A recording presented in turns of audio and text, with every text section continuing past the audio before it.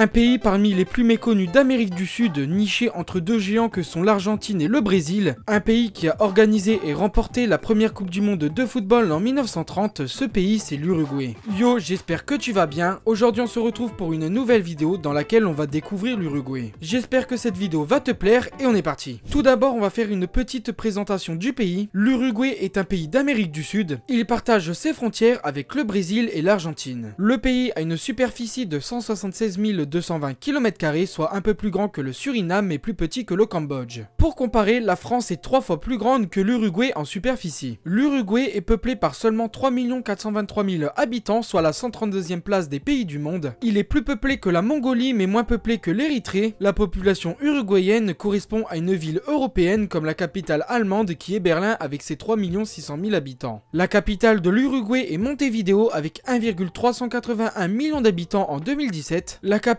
ainsi que son aire métropolitaine représentent quand même la moitié de la population du pays. Les autres villes importantes du pays sont Salto avec un peu plus de 100 000 habitants, on a Ciudad de la Costa avec ses 96 000 habitants, on a Paysandú avec 90 000 habitants et enfin Maldonado avec 86 000 habitants. Clairement, le pays est vide, les seuls endroits avec une densité de population importante se situent aux alentours des villes et sur la côte sud du pays. La densité de population y est donc très faible avec un chiffre de 19 habitants au kilomètre carré. Le pays est une république présidentielle comme aux États-Unis et pas comme en France, c'est-à-dire que le président ne peut pas dissoudre l'Assemblée mais en contrepartie, le gouvernement n'est pas responsable devant les députés. Le Parlement est bicaméral, c'est-à-dire qu'il est composé de deux chambres, on a le Sénat et la Chambre des représentants. Le président est Luis Alberto Lacalle Pou depuis le 1er mars 2020. La deuxième personne la plus importante n'est pas un premier ministre mais la vice-présidente de la République. Il s'agit de Béatrice Argimon depuis le 1er mars 2020 également. Le pays fait partie de quelques organisations internationales dont les plus importantes sont l'ONU et le Mercosur. Le parlement de cette organisation se trouve d'ailleurs dans la capitale Montevideo. Le PIB de l'Uruguay est de 71 milliards en 2022, ce qui le classe à la 80e place. C'est un peu plus que la Lituanie mais un peu moins que la Croatie. Le PIB par habitant est lui de 28 000 $ en 2022. L'IDH de l'Uruguay est très élevé car il est de 0,809 et il se classe à la 58e place. La monnaie utilisée est le peso uruguayen. Et enfin, on a une langue officielle qui est l'espagnol. On estime également qu'il y a 30% de la population qui sait parler couramment le portugais, surtout à la frontière avec le Brésil. Il existe également des langues locales qui sont le Shana, le Charrua, le Guarani ou encore le Querandi. Avant de continuer, n'hésite pas à t'abonner et à liker cette vidéo, ça me fait plaisir et ça me soutient. Vous êtes encore très nombreux à regarder les vidéos sans être abonné, donc merci à toi si tu le fais. J'ai fait beaucoup de vidéos sur d'autres pays du monde, donc si cela t'intéresse, je te mets le lien de la playlist en description. Pour commencer, nous allons parler d'histoire. Les peuples uruguayens sont mal connus avant l'arrivée des Européens vers 1500 après Jésus-Christ. Néanmoins, on a retrouvé des traces grâce à l'archéologie, c'est par exemple le cas des Charruas ou des Guarani. Ces peuples se situaient a priori dans les régions fertiles du Rio Uruguay qui est le fleuve séparant l'Argentine de l'Uruguay. À l'arrivée des Européens et plus précisément des Espagnols par Juan Díaz de Solís, seuls les Charruas sont connus. Les conquistadors vont alors essayer de s'y installer, par exemple ils vont y introduire du bétail en 1603. Néanmoins, l'absence d'or et d'argent les dissuade de s'y installer jusqu'au XVIIe siècle. Entre-temps, les Portugais se sont installés au Brésil grâce au traité de Tordesillas qui sépare les terres espagnoles et portugaises. Ils ne vont pas respecter le traité et vont carrément tenter de s'installer en Uruguay en construisant la ville de Colonia del Sacramento. Pour empêcher les Portugais, Bruno Maurizio de Zabala va donc fonder la ville de Montevideo en 1726, puis par la suite, il va conquérir la Banda Orientale qui est grosso modo l'Uruguay. La région est attribuée à l'Espagne par le traité de San Ildefonso en 1777. C'est à partir de 1811 que l'Uruguay va commencer à réclamer son indépendance. Celle-ci va débuter grâce à la guerre d'indépendance argentine en 1810. La révolution uruguayenne est menée par José Gervasio Artigas qui est considéré actuellement comme le héros national. La révolution va cependant échouer et Artigas est contraint de s'exiler au Paraguay en 1820. Le territoire va être annexé par les Portugais en 1821 pour l'intégrer au Brésil sous le nom de province cisalpine. Cela ne va pas durer car l'Uruguay déclare son indépendance le 25 août 1825. Au départ, le pays souhaitait rejoindre l'Argentine dans une fédération régionale mais cela a provoqué une guerre. Le traité de Montevideo met fin à toutes ces violences et reconnaît officiellement les républiques d'Uruguay en 1825. 1928. Et enfin, comme la plupart des pays sud-américains, l'Uruguay va connaître un coup d'état et une dictature dans les années 50 qui prendra fin en 1984. Concernant le climat, c'est le seul pays d'Amérique du Sud qui se situe uniquement dans la zone tempérée, c'est-à-dire qu'il n'y a pas de fortes variations de température et celles-ci ne sont pas extrêmes. Le climat, lui, est subtropical humide, c'est-à-dire qu'il pleut beaucoup mais qu'il y a des étés chauds. Cependant, dans le sud du pays, sur le littoral, le climat est océanique, soit le même que dans l'ouest de la France. Les paysages uruguayens sont assez peu diversifiés. Le pays est un espace de transition entre l'Argentine et le Brésil, c'est pourquoi on y retrouve sur une grande partie du territoire de la Pampa. Cependant, le pays a également quelques collines qu'on appelle localement les Cuchillas. Il y a la Cuchilla de Aedo et la Cuchilla Grande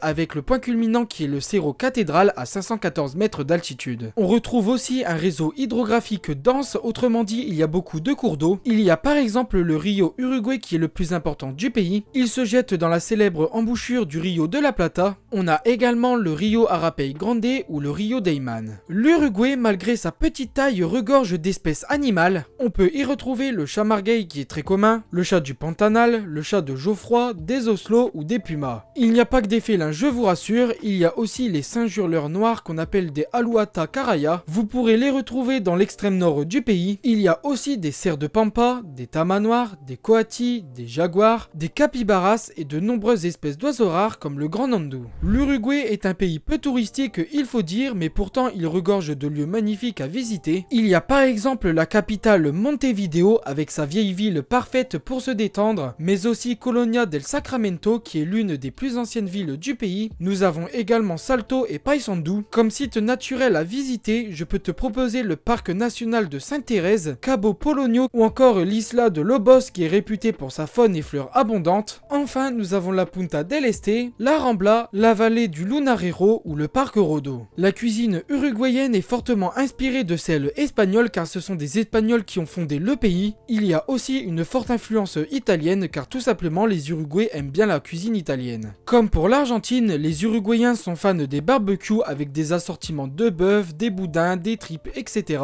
Clairement, il faut savoir que la viande est omniprésente dans le pays. On va commencer par le chivito qui est le plat national. C'est une sorte de sandwich composé de laitue, de tomates, de fines tranches de bœuf milanesa, de l'œuf, de la mozzarella, du jambon, de la mayo et de l'huile. Sinon, nous avons le choripan, la pizza et faina, les morones rellenos de maïs, le piono qui est une bûche soit sucrée soit salée et enfin les gnocchis de calabaza. Comme dessert, nous avons le gâteau uruguayen au curaçao, mais aussi le charra, les tortas fritas, le dulce de leche qui est de la confiture de lait et enfin l'alfajor qui est un petit gâteau. Enfin, on finit toujours par de la boisson. Je ne le savais pas du tout, mais l'Uruguay est un très gros producteur de vin. On a par exemple le tanat qui est considéré comme un patrimoine national. Et enfin, comment ne pas parler du maté qui est clairement la boisson de base des Uruguayens. Maintenant, on va parler des jours fériés et des fêtes. Il y a beaucoup de jours fériés en Uruguay dont certains sont communs à la France. Chose à noter, depuis octobre 1919, les jours fériés issus de la religion chrétienne en l'occurrence sont renommés. On a par exemple l'épiphanie qui est renommée en jour des enfants. Pour faire simple pour la vidéo, je donnerai toujours le nom français. Le 1er janvier c'est le nouvel an, le 6 janvier c'est l'épiphanie. Entre le 6 janvier et le 7 mars, on a 2 jours fériés pour le carnaval. Il y a la semaine sainte qui est fériée une semaine avant Pâques. On a le 19 avril qui commémore le débarquement des 33 orientaux. Ce nom désigne les hommes qui ont commencé à mener la révolution pour l'indépendance du pays en 1825. Le 1er mai c'est la fête du travail. Le 18 mai ça commémore la bataille de Las Piedras. Le 18 juillet c'est le jour de la Constitution. Le 25 août c'est la fête de l'indépendance. Le 12 octobre c'est la fête de l'hispanité, autrement dit de la langue espagnole. Le 2 novembre c'est la fête des morts et enfin le 25 décembre c'est Noël. A l'instar des pays d'Amérique du Sud, le carnaval est très important. Par exemple, celui de Montevideo dure plus d'un mois. D'une manière générale, les Uruguayens sont toujours prêts à faire la fête. Le maté fait aussi partie des coutumes, tout le monde en boit partout et tout le temps. On a aussi le dimanche qui est réservé traditionnellement à la famille et aux amis autour d'un repas. Comme symbole, nous avons le drapeau qui s'inspire des États-Unis et de l'Argentine. Par exemple, les 9 bandes représentent les 9 régions qui étaient présentes à l'indépendance du pays. Il y a l'hymne national qui est Orientales, la Patria o la Tumba et la devise nationale qui est la liberté ou la mort. Enfin, il y a un emblème végétal qui est le ceibo et un animal qui est le vanotero. Enfin, on va terminer par le sport comme d'habitude. Le football a une place très importante dans la vie des habitants. On a la sélection nationale qu'on appelle la Céleste qui a gagné les JO de 1924 et de 1928. L'Uruguay a organisé la première Coupe du Monde en 1930 et l'a remportée, mais a également remporté une autre Coupe du Monde en 1950. L'équipe nationale a également remporté 15 fois la Copa América, qui est l'équivalent de l'Euro. Comme joueurs uruguayens connus, nous avons Cavani, Suarez ou encore actuellement Darwin Núñez. On a aussi les sports équestres qui sont pratiqués et qui font partie de la tradition. Les Uruguayens pratiquent aussi le basket et le rugby. On a l'équipe nationale de rugby qui a participé à 7 Coupes du Monde et a remporté 2 médailles de bronze en 1952 et en 1956. Concernant les JO, l'Uruguay n'a pas beaucoup gagné de médailles. Les 2 médailles d'or datent de 1924 et 1928. Et enfin, il y a 2 médailles d'argent et 6 médailles de bronze qui viennent compléter le bilan. Et bien voilà, j'espère que cette vidéo t'aura plu. Sur ce, tu peux aller voir cette vidéo dans laquelle je te présente l'Égypte. Tu peux t'abonner et liker cette vidéo, ça me fait plaisir et ça me soutient. Sur ce, je te laisse.